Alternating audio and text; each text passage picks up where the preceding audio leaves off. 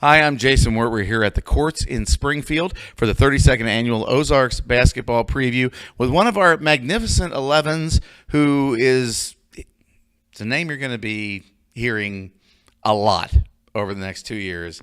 Arlo Stump. Arlo, thanks for being here. He's from Golden City. And, you've been all district, you've been all conference, heading into your junior year with 1,300 points scored. I've got to bring this up, My first question, normally I ask how it feels to be one of the Magnificent 11s, and we'll get to that next. But I got to ask right away. You're 400 points away from breaking the school's all-time scoring record. Barring an injury, you've got it this year, okay? How does it feel to know that you're going to be able to not only make history this year, but then you've got a whole other year to come back and really cement a legacy? I would say it feels amazing. It's a good thing that everyone supports me. Everyone back at Golden City, they're all proud of me. Even the ones holding the record at the moment are hoping that I beat it this year.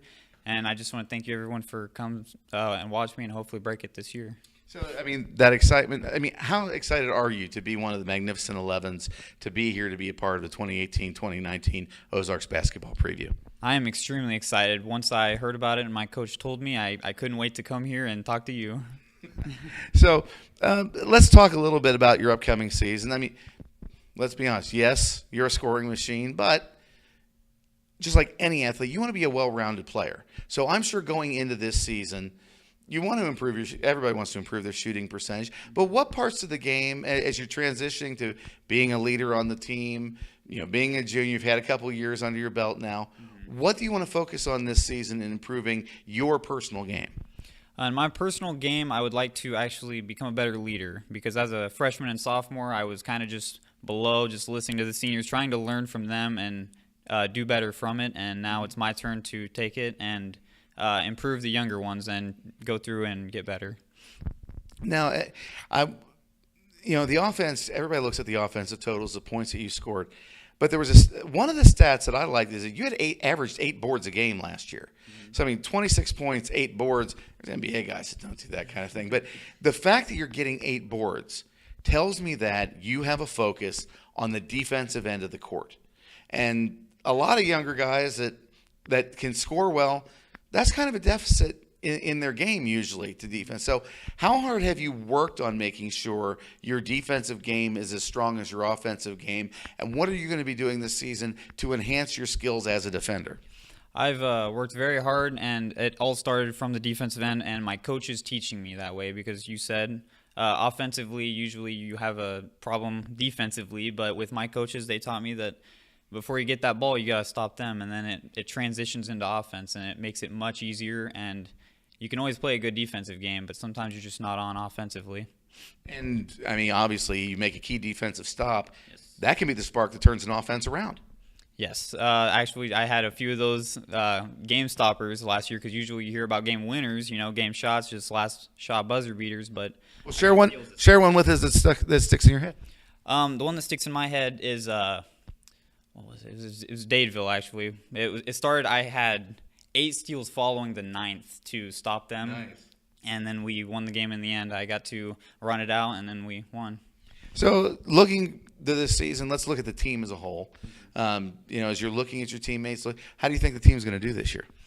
I think we're going to do pretty good. A common name for us is a young team. We are averaging juniors, and then there's about,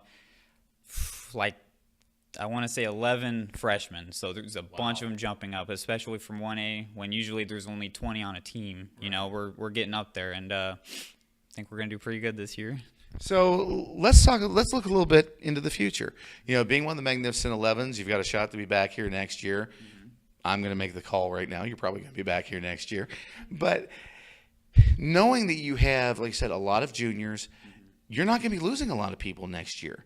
So how do you go into this season with a focus of knowing what we do this year and the foundation we set this year can set us up to do spectacular things in the year after? Does it put a little extra pressure on the fundamentals and getting that part of your game right?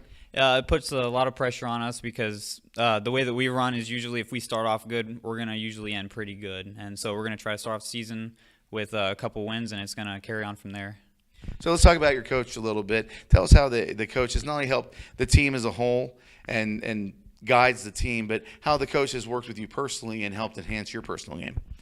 He's worked with me a lot. Usually, like during the season, if I didn't have enough practices, like we'd just work and get better, so I could keep up with like the plays, so I wouldn't be behind.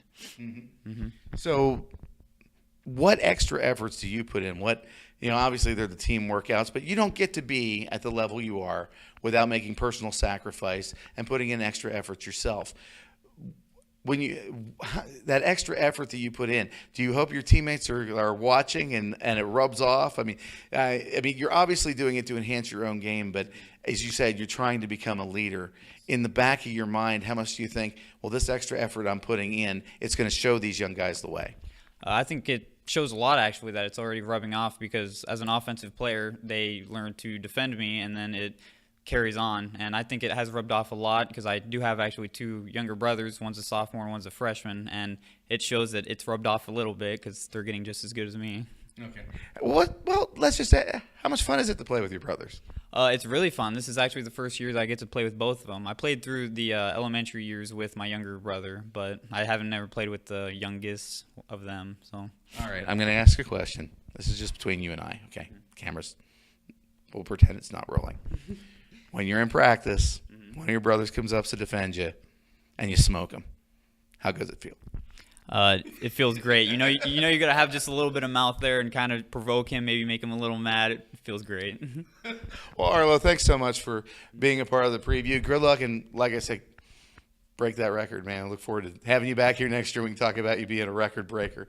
Arlo Stump, Golden City, and Magnificent 11s. He's going to be one of the watch this year. Here at the 32nd Annual Ozarks Basketball Preview, I'm Jason Ward for Ozarks Previews.